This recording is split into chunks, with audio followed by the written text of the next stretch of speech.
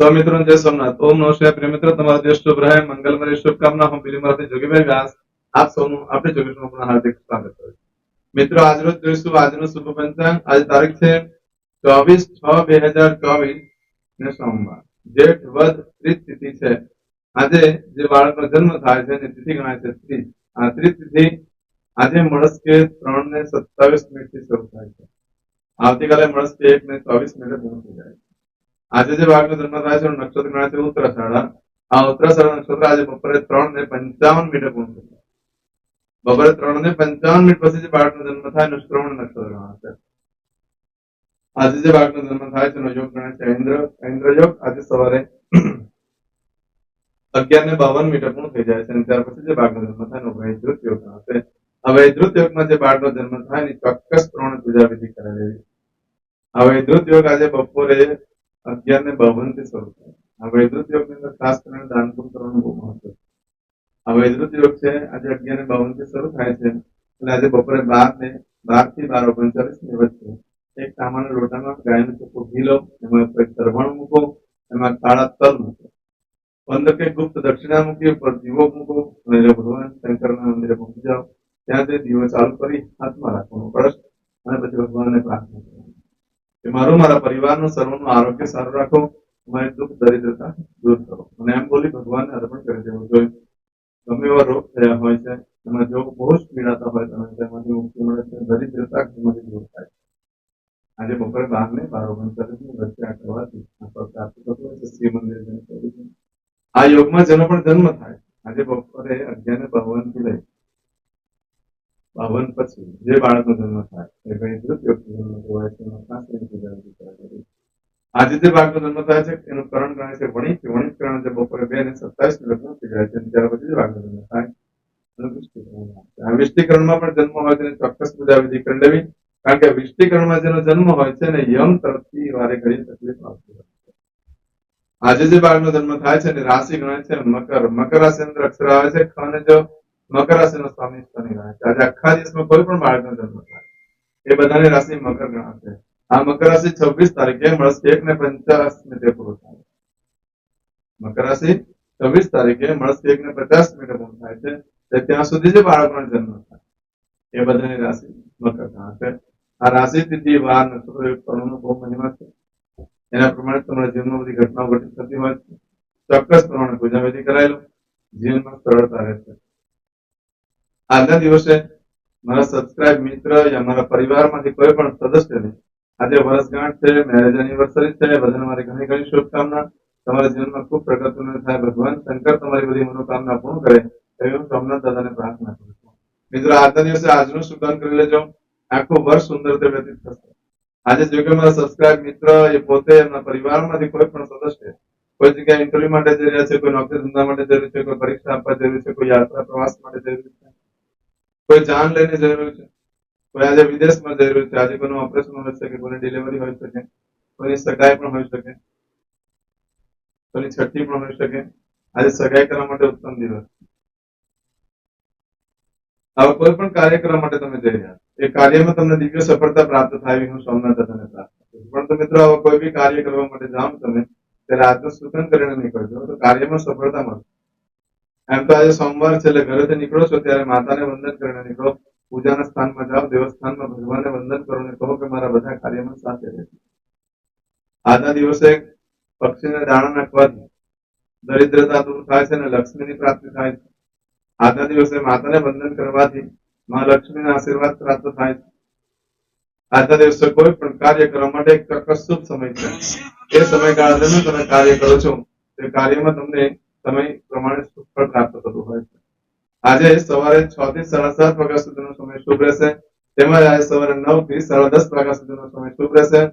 તેમજ આજે બપોરે 1:30 આવતીકાલે આજે બપોરે 1:30 થી સાંજે 7:30 વાગ્યા સુધીનો સમય શુભ રહેશે. તેમજ આજે રાત્રે 10:30 થી રાત્રે 12 વાગ્યા સુધીનો સમય શુભ રહેશે. આજે રાત્રે 1:30 થી સાંજે 6 વાગ્યા સુધીનો સમય શુભ રહેશે. ફરી પાછું બોલી દઉં. આજે સવારે 6 હલો આજે શુભ સમય આપણે જોઈ લે. ફરી પાછું બોલી દઉં છું. આજે સવારે 6 થી 7:30 વાગ્યા સુધીનો સમય શુભ રહેશે. તેમાં આજે સવારે 9 થી 10:30 વાગ્યા સુધીનો સમય શુભ રહેશે. તેમજ આજે બપોરે 1:30 થી સાંજે 7:30 વાગ્યા સુધીનો સમય શુભ રહેશે. તેમજ રાત્રે 10:30 થી રાત્રે 12 વાગ્યા સુધીનો સમય શુભ રહેશે. અને આવતીકાલે મળશે 1:30 થી સવારે 6 વાગ્યા સુધીનો સમય શુભ રહેશે. આ સમયગાળા દરમિયાન તમે કોઈ કાર્ય કરો છો તે કાર્યમાં સારી સફળતા પ્રાપ્ત કરી શકશો. પરંતુ મિત્રો આજના દિવસે તમારી કોઈ પણ વસ્તુ ચોરાઈ જાય છે, ખોવાઈ જાય છે, તો 30 દિવસમાં મળવાની શક્યતા ઘણી ઓછી રહેશે. આજના દિવસે કોઈ પણ કાર્યનો આરંભ કરો છો તો તમને કોઈ ખરીદી કરો છો કે કોઈ વેચાણ કરો છો, કોઈ ઇન્ટરવ્યુ આપવા જાઓ છો, કોઈ નવો ધંધો વેપાર ચાલુ કરો છો, કોઈ વસ્તુ વાહન વગેરે ખરીદી કરો છો, તો આ બધા કાર્ય કરવાથી પ્રાથમિક શારીરિક જરૂરિયાત બધી પૂર્ણ થશે, પણ માનસિક શાંતિ મળશે નહીં. તમે જે કાર્ય કરેલું છે એનું તમને એક પ્રકારનું ટેન્શન રહ્યા કરશે, એક પ્રકારની જવાબદારી તમારા પર આવી પડે છે, જેના કારણે થઈને તમે થોડા ઉલઝાયેલા રહેશો. રાત્રે ઊંઘ પણ ઓછી આવશે. આજે કરેલા કાર્યમાં તમને વધારે પડતું તમારી ઉપર જવાબદારી આવી જવાને કારણે તમે થોડા વધારે પડતા ડિપ્રેશનમાં રહેશો. માટે આજે કોઈ પણ કાર્ય કરો છો તેમાં વધારે પડતું ટેન્શન આવ્યા કાર્ય કરશો નહીં. ખરીદી વેચાણ માટે ચાલે, મધ્યમ દિવસ છે. ઇન્ટરવ્યુ વગેરે આપવા માટે પણ સારો દિવસ છે. પશુની ખરીદી કરવા માટે પણ ઉત્તમ દિવસ છે. આજના દિવસે નવ વસ્ત્ર પહેલી વાર પહેરવાથી પિતા સાથે, વડીલ વ્યક્તિ સાથે મતભેદ થઈ શકે છે. સરકારી અર્ધ સરકારી કાર્યમાં તકલીફ આવી શકે છે. આજે પિકનિકનું આયોજન થઈ શકે, સારું ભાવતું ભોજન મળી શકે છે. જે રાજકારણમાં હોય છે એ લોકો આજે નવ વસ્ત્ર ધારણ કરે છે તો પ્રગતિકારક સમય શરૂ થઈ જશે, એવો આજનો દિવસ છે. આવું બધો સમય, આવું બધું જે ફળ અત્યારે જે મેં કહી ગયું તે આજે બપોરે 3:55 સુધીમાં મળે. પરંતુ આજે બપોરે 3:55 થી લઈ આવતીકાલે બપોરે 2:33 સુધીમાં તમે જે કાર્ય કરો છો એનું ફળ બદલાઈ જાય છે. એમાં તમારી કોઈ પણ વસ્તુ ચોરાઈ ગઈ, ખોવાઈ ગઈ તો 15 દિવસમાં મળે, બાકી મળવાની શક્યતા બિલકુલ ઓછી થઈ જાય છે. આજના દિવસે કોઈ પણ નવા કાર્યનો આરંભ કરી દો, કોઈ નવી વસ્તુની ખરીદી કરી દો, કોઈ મોટા પ્લાન નાખી દો. આજના દિવસે કોઈ પણ કાર્ય કરો છો તે કાર્યની અંદર તમે શારીરિક, માનસિક દરેક પ્રકારની શાંતિ પ્રાપ્ત થશે. આજે ઇન્ટરવ્યુ આપવા માટે પણ ઉત્તમ દિવસ છે. આજે માર્કેટિંગ કરવા માટે પણ ઉત્તમ દિવસ છે.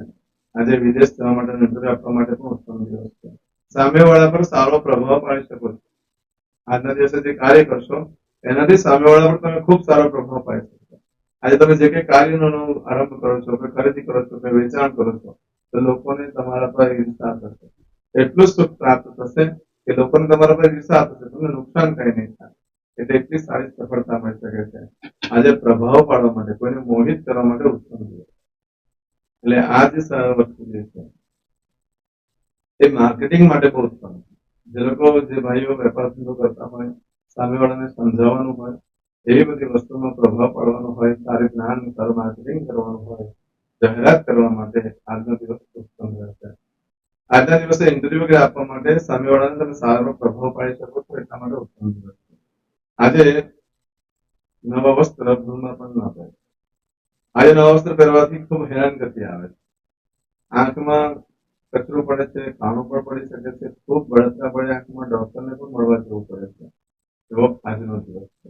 માટે આજના દિવસે કોઈ પણ ખરીદી વેચાણ કરી શકો છો, નવો પ્રારંભ કાર્યનો કરી શકો છો, લોકોમાં સારી પ્રભાવ પાડી શકો છો. લોકોને તમારા પ્રત્યે ખૂબ ઈર્ષા થાય એમ છે, પરંતુ તમને કોઈ નુકસાન નહીં થાય. આજના દિવસે કોઈ કાર્ય કરો છો એ શુભ રહેશે.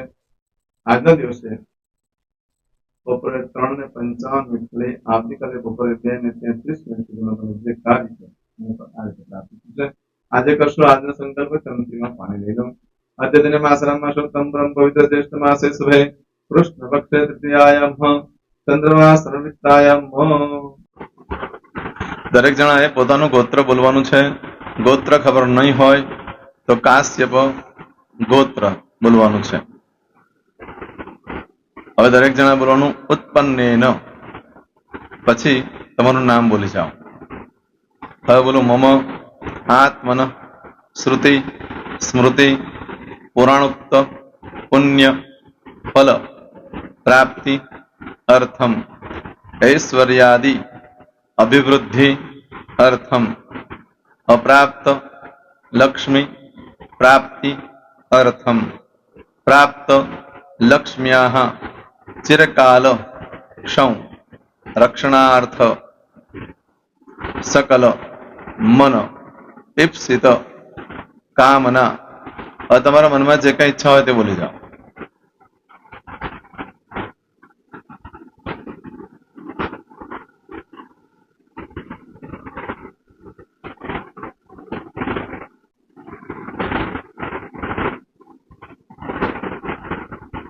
બોલો. અનુસાર્થ સમ સિદ્ધિ અર્થમ લોકે સભાયામ રાજદ્વારે વ્યાપારે વિદ્યા અભ્યાસે સર્વત્ર યશ વિજય લાભાદિ પ્રાપ્તિ અર્થમ ઇહ જન્મની જન્માંતરે વા સકલ દૂરિત ઉપશમનાર્થમ ચતુર્વિધ પુરુષાર્થ સિદ્ધિ અર્થમ ત્રિવિધ તાપ ઉપશમનાર્થમ તથા ચ મમ જન્મ સમય ઉદિત નક્ષત્ર યોગ કરણ રાશિ તિથિ વાર દેવતા દ્વારા અશુભ ફલ દોષ નિવૃત્તિ અર્થમ શુભ ફલ પ્રાપ્તિ અર્થમ જન્મ સમય જન્મ કુંડલી મધ્યે દ્વાદશ ભાવ મધ્યે સ્થિત આદિત્યાદિ નવગ્રહ દેવતા દ્વારા યોગ મધ્યે દ્રષ્ટિ મધ્યે મહાદશા અંતરદશા પ્રત્યંતરદશા મધ્યે શુભ ફલ પ્રાપ્તિ અર્થમ અશુભ ફલ દોષ નિવૃત્તિ અર્થમ આદિત્યાદિ નવગ્રહ દેવતા અનુકૂલતા સિદ્ધિ અર્થમ દશ દિગપાલ દેવતા પ્રસન્નાર્થમ ભૂત પ્રેત પિશાચાદિ દ્વારા રચિત દોષ ભય રોગ નિવૃત્તિ અર્થમ તથા ચ મમ. હવે જેના લગ્ન થઈ ગયા છે એ લોકોએ બોલવાનું છે. મમ દાંપત્ય જીવન મધ્યે સુખાકારી પ્રાપ્તિ અર્થમ. હવે જેના લગ્ન નથી થયા એ લોકોએ બોલવાનું મમ જટટી વિવાહ યોગ પ્રાપ્તિ અર્થમ. હવે જે લોકોને સંતાન પ્રાપ્તિની પૂજા આપી છે એ લોકોએ બોલવાનું છે મમ જટટી દીર્ઘ આયુ આરોગ્ય ઐશ્વર્યાદિ સમન્વિત પુત્ર પૌત્રાદિ સંતતિ સુખ પ્રાપ્તિ અર્થમ. હવે જે છોકરાઓ અભ્યાસ કરી રહ્યા છે વિદ્યાર્થી છે એ લોકોને પૂજા આપી છે એ લોકોએ બોલવાનું વિદ્યા અભ્યાસ મધ્યે દેશે વિદેશે સર્વત્ર ઉત્તર ઉત્તર દિવ્ય સફળતા સાનુકૂળતા પૂર્વક પ્રાપ્તિ અર્થમ. જે લોકોને વિદેશ જવાની પૂજા આપી છે એ લોકોએ બોલવાનું છે મમ જટટી વિદેશ ગમન યોગ પ્રાપ્તિ અર્થમ. હવે જે લોકોને આરોગ્ય માટેની પૂજા આપી છે એ લોકોએ બોલવાનું છે મમ આયુ આરોગ્ય ઐશ્વર્યાદિ પ્રાપ્તિ અર્થમ. જે લોકોને બરકત માટેની પૂજા આપેલી છે એ લોકોએ પણ બોલવાનું છે, બધાએ જ બોલવાનું છે મમ ગૃહે શુભલક્ષ્મી મહાલક્ષ્મી પ્રીતિ પ્રાપ્તિ અર્થમ. વ્યાપાર વ્યવસાય મધ્યે દેશે વિદેશે સર્વત્ર ઉત્તરો ઉત્તર પ્રગતિ ઉન્નતિ પ્રાપ્તિ અર્થમ. હવે દરેક જણાએ બોલવાનું મમ ભય રોગ શત્રુ બાધા મારણ તારણ મંત્ર તંત્ર અરિષ્ટ દોષ પીડા નિવૃત્તિ અર્થમ. હવે તમે જે ભગવાનની પૂજા કરી રહ્યા છો એ બોલો, એ લોકો ભગવાનનું નામ બોલી દો દરેક જણા.